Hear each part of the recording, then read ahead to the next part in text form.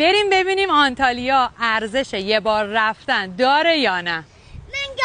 پرواز ما ساعت 3:30 صبح بود و 9 رسیدیم آنتالیا.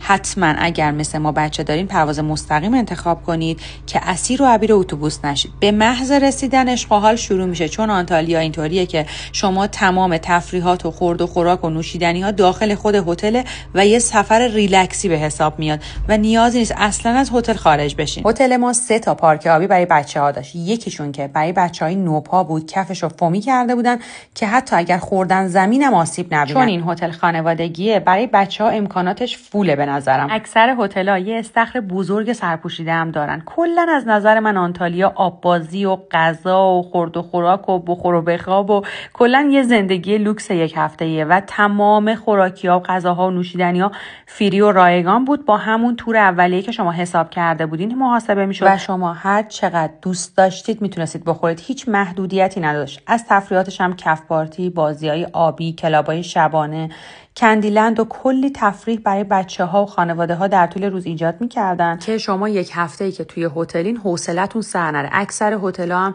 پارک آبی دارن، شهر بازی دارن برای بچه‌ها بدون هزینه، هر چقدر که بخوان میتونن ازش استفاده کنن.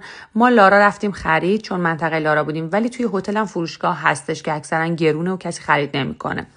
و غذاها هم به وفور و بسیار زیاد تو تنوع بی نهایت پیدا میشه. با هر سلیقه غذایی که باشید میتونید اونجا غذای مورد نظرتون، مورد علاقتون رو پیدا کنید. گوشت، مرغ، غذاهای دریایی، غذاهای آسیایی، فست فودها، میوه‌ها، شیرینی‌ها. در آخر بهتون بگم هر کسی که دنبال سفر ریلکسیه باید آنتالیا رو انتخاب کنه.